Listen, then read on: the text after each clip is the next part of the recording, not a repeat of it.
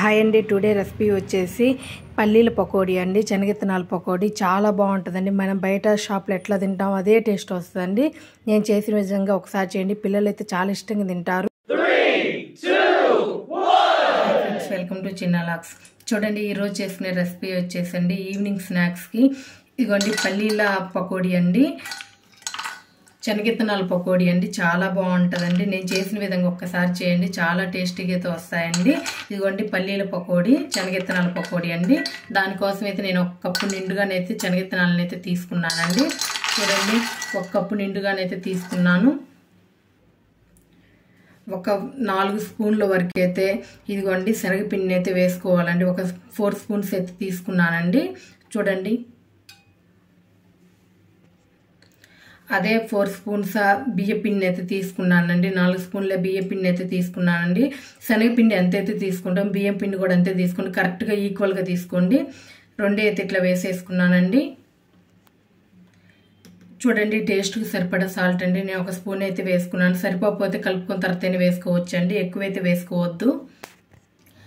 చూడండి, కారం అండి టేస్ట్కి సరిపడా వేసుకోండి. నేను ఒక 1/2 స్పూన్ అయితే కారం వేస్తున్నానండి. ఒక స్పూన్ నిండుగా కాశ్మీర్ కారపొడి అండి. కలర్ ఉంటుందండి, కారమే ఉండదు, అందుకని ఒక స్పూన్ అయితే వేస్తున్నాను. కలర్ బదులుగా ఇది వేసుకోండి, కాశ్మీర్ కారపొడి చాలా బాగుంటుంది. ఒక చిటికెడు ఇంగువ అండి. ఇంగువ కంపల్సరీగా వేసుకోండి. చూడండి, ఒక 1/2 స్పూన్ అయితే గరం మసాలా అండి. చూడండి, 1/2 స్పూన్ చాట్ మసాలా అండి. జీలకర్ర పొడి అండి. జీలకర్ర పొడి అండి ఒక 1/2 స్పూన్ అయితే సరిపోతుందండి, కొంచెం వేసుకోండి, స్మెల్ చాలా బాగుంటుంది. జీలకర్ర పొడి అండి. చూడండి, 1/2 స్పూన్ అల్లం వెల్లుల్లి పేస్ట్ అండి. చూడండి, ఫస్ట్ వాటర్ ఏమి వేయకుండా వీటిని అన్నిటిని బాగా కలుపుకోవాలండి.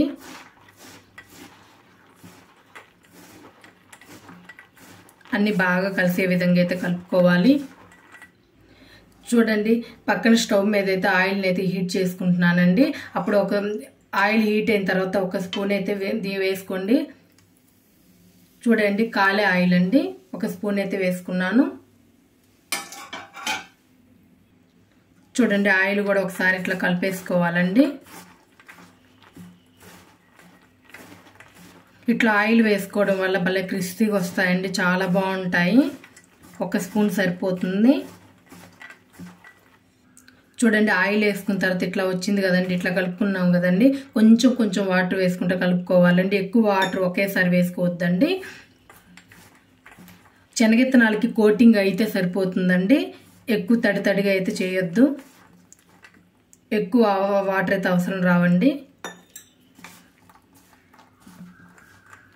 మొత్తం కలిసే విధంగా అయితే బాగా కలుపుకోవాలి.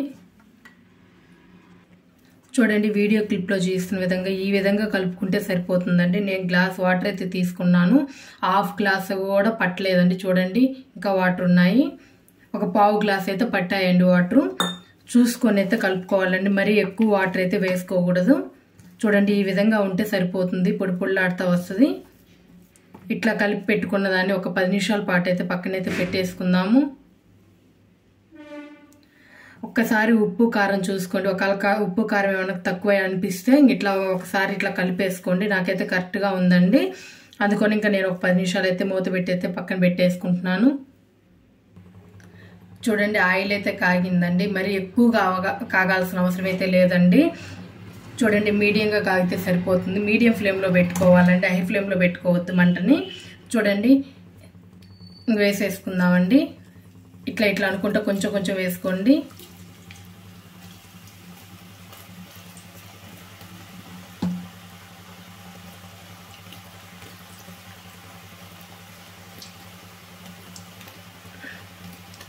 ఆయిల్కి పట్టి అన్ని వేసుకోండి. వేయగానే మడుకు కదలిపోద్దండి, 1 నిమిషం పాటు వేగిన తర్వాత కలపాలి. చూడండి, ఇప్పుడైతే ఒకసారి కలిపి చూద్దామండి. వేయగానే కలిపినట్లయితే పిండి సపరేట్ అవుతుందండి, శనగత్తనాలలోంచి పిండి అయితే సపరేట్ అవుతుంది. అందుకనే వేసిన తర్వాత 1 నిమిషం ఉన్న తర్వాత అయితే కలపాలి.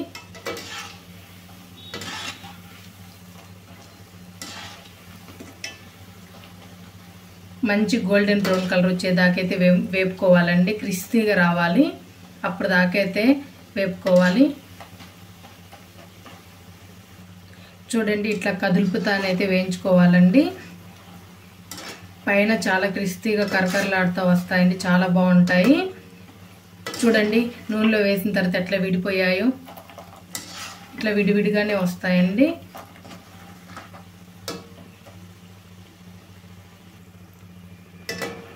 చూడండి బబుల్స్ కూడా రావడం లేదు ఎక్కువగా, అంటే మనకి కరెక్ట్గా వేగినట్లుగా అండి. చూడండి ఇంకా తీసేసుకుందాము.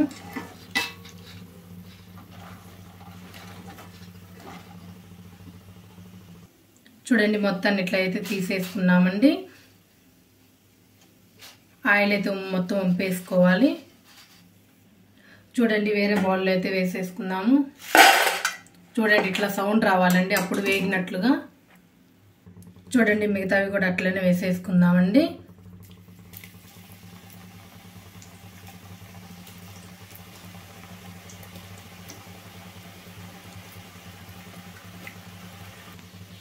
చూడండి అన్నీ అయితే వేసేసుకున్నాం కదండి. వేయగానే మటుకు కలపొద్దండి, పిండి సపరేట్ అవుతుంది. కొంచెం లైట్గా వేగిన తర్వాత అయితే కదులుపుదాము. చూడండి పల్లీల పకోడీ ఎంత చక్కగా రెడీ అయినాయో. ఇట్లా సౌండ్ రావాలండి, అప్పుడు కానీ చాలా క్రిస్పీగా అయితే రెడీ అవుతాయండి, చాలా బాగుంటాయి. చూడండి అన్ని విడివిడిగానైతే ఎట్లా వచ్చాయో.